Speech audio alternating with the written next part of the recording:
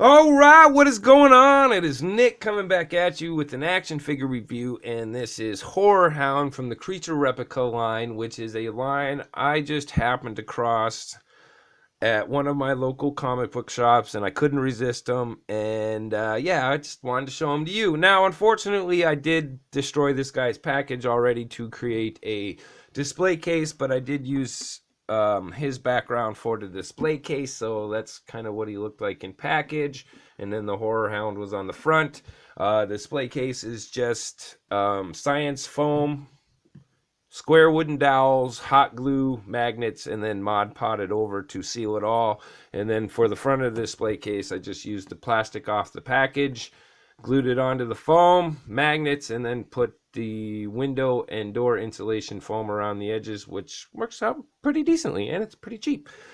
And then for the back of the package, it was the same as the Rougarou, which I do have right here. So you have a bio on the top, Creature Replica on the side, some pictures of the products, Gene Street Gene Studios on the bottom with Creature Replica Inc. And then you have a list of what I assume is the artists, which, good job, guys. Good job. You guys are awesome. I'm really digging these things. So let's take a look at him. He does come with a display stand, which is the same display stand as you got with the Rougarou, except painted differently, and then you get a tombstone instead of a set of bones.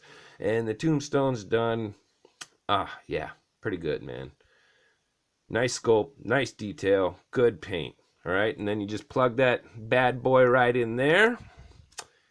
And yeah, even though it's the same stand, looks pretty good and does not feel cheap. I am satisfied with it. And then for the figure, man, I got to tell you, really digging it.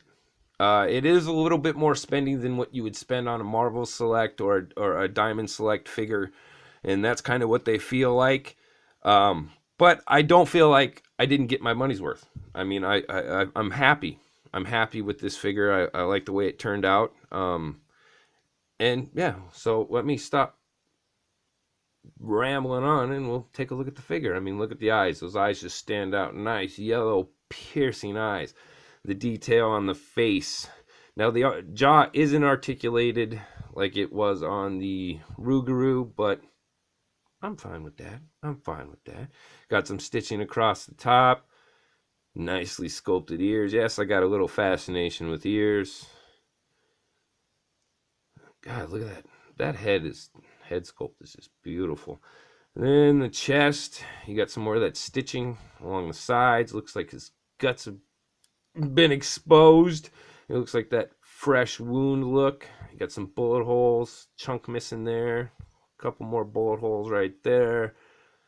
You know, you got your stitching on the wrists, on both wrists there. And then you got some stitching on the thigh, not on that side.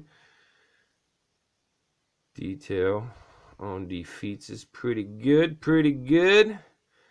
And then on the back, got some more of that stitching. Got a chunk missing there. Bullet holes, some more stitching. Little chunk missing there. You know, all in all, I think these things just look awesome. I just really, really like them. And then for articulation, which is a little limited, the head does not move back at all because of the sculpt. The hair, and it just doesn't move back all that much, but it does move that far forward. You have a little side to side movement and left and right. Then for the shoulders, they're like the Rougarou. You can't move them out that far. Get about that much, and then you can move them back and forth. And then you do get a bicep swivel, single jointed elbows, but give you decent range of motion. And then you get a cut at the wrist and then a hinge.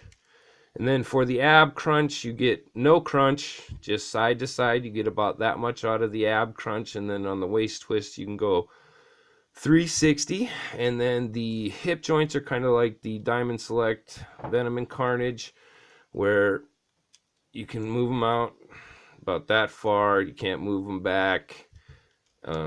Do the splits about like that, but you get a little bit of gap there, no big deal. And then you get a mid thigh cut, and then You get single jointed knees that straighten out and move back about that far, and they are ratcheted, which is kind of ugly, but you don't have to worry about your joints loosening up. And then you get a reverse hinge that doesn't move all that much, but just enough to give you that bend. And then you get left, right, up, and down on the ankles. Now, other than the neck articulation, shoulder articulation, and I'm not a big fan of the cut because it's ugly, but other than that, no real complaints about these figures. These things are awesome. I totally recommend them. If you're a werewolf fan, well, they're awesome. So that's my opinion.